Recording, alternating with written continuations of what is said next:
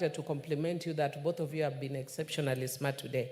Madam Speaker, because my time is short, I just want to say that I agree with the minority leader that the gender commission, majority leader, it means I've already taken over your job.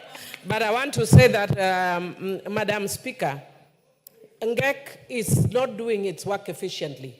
Both him and I have at some point or the other served in the budget committee. It is because they are severely underfunded. So we cannot severely underfund them and expect them to do good work. Please fund them and they will do excellent work. Madam Speaker, because again of a short time, I'm hoping they will prioritize the issue of femicide. Too many of our girls are being killed and we need to look at it. Madam Speaker, I hope they will prioritize the issue of discrimination. I am told in Kiambu County, 25 women have been stopped from voting because they are nominated. It's unconstitutional, it is discriminatory, and it is unfortunate what one of the MCAs talked about, that the women, nominated women, which then includes me because I was also nominated, that the only thing we bring is between our legs. We bring that one as well, of course, but we also bring our heads. Because you cannot pretend we don't have things. Even you have things beneath your legs. Madam Speaker, I'd also want to indicate, no, you will not intimidate us with such issues. Madam Speaker, I'd also want to say, order members. Madam Speaker, they are trying to distract. Honorable Millie, it is a point of order from the majority leader. I will allow. No, Honorable Speaker, I rise on a point of order because of the issue. You know, I'm from Kiambu County, and I am a very good supporter of women leaders. And I would not condone the kind of talk that I also heard from that particular MCA, who represents a ward in Kiambu constituency, Kiambu town constituency. However, there is we must also be careful not to admonish people based on social media propaganda, because we are all subjected to the same social media propaganda. The things that you see being said about those things about in between the legs, I have actually confirmed with nominated members of the County Assembly of Kiambu that that particular MCA never uttered those words. He may have, and he actually did speak to what Honorable Millie is alluding to, that nominated members of parliament and senators and MCAs vote on county matters, on just like senators don't vote on county bills, that nominated MCAs should not vote on ward-related bills and motions in the assembly, which is unconstitutional. But it is just the ignorance of an MCA, and I would ask the Honorable Mashua to take him through some tutelage, but just to correct the information that the derogatory things that are being reported on social media, I am told is propaganda, and I have confirmed that from women MCAs in Kiambu, because I had taken particular interest in protecting women in the Kiambu County Assembly. Because we nominated women, most of them are nominated by UDA. And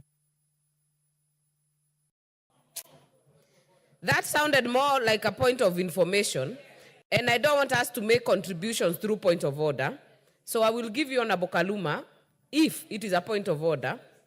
But if it's information, you wait for your chance to contribute. Yes, because I want to contribute, Millie. Millie, no, not Millie. It's how we call lady judges, Millie, not my lady. But Honorable Speaker, Honorable Millie is on record as saying women, especially women in leadership, don't just bring between their legs, but their head also. Honorable Speaker, we hear what Honorable Millie is saying, and every Kenyan watching hears what this thing between the legs, Honorable Millie, is talking about. I don't think, Honorable Speaker, that that is a parliamentary kind of, language. It is sexualizing women, in my view, and it diminishes women when, in fact, Her intent is to uphold the integrity of women and competence beyond matters of sex and gender. I wanted to request that we don't allow that on record, and we request Honorable Millie that beyond the comic relief, that be withdrawn. I have my wife, I have my daughter, I have my mother. They are all alive. You have made your point. To be measured that way. You have made your point. We shall not allow more. Honorable Millie, you have had the members on points of order. Kindly. And I hope to have my time. Madam Speaker, there are many serious issues raised in jest. And I want to say that it's a matter of fact that I am coming here with things beneath my leg. Let's not pretend. But you shall not use it against me, because I did not bring it here for any other purpose rather than the God-given, that it is annexed to me. Otherwise, I would have left it in the house. But you shall not use it, because I don't use it for purposes, any other purposes, than because it's annexed, Madam Speaker. But other than that, Madam Speaker, I just want to say that members have also raised the issue of ethnic representation in the commission. And I want to agree that what Honorable McCallum had said, and we've said it before in the House, that if we look at the commissions in totality, we might actually discover that there are areas that may be marginalized. So I agree, as a person who is concerned about equality and equity, and I'm speaking even when I know there are people from my region here, it does not exclude the fact that we must include the whole country. And I want to indicate, Madam Speaker, that I'm a very proud person today, even as a woman leader, that in this week, 2 of my mentees have gotten appointments even without my intervention, because I did excellent mentorship. One of them in the policing, Annette Mbogo, and the other one, Watila. In 1 week, Madam Speaker, it speaks to my good leadership.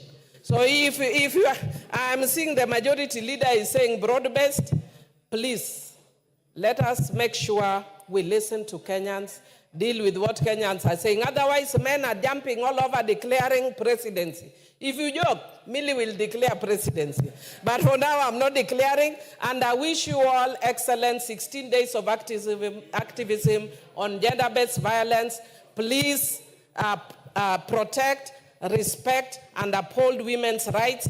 They are your mothers, they are your brothers, they are your sisters. I don't want to mention wives because you have peculiar relations with your wife. They are your side chicks, they are your girlfriends. Be nice to them. Thank you. Member for Marsabit. Thank you, Honorable Speaker, for giving me this opportunity to support this motion and also congratulate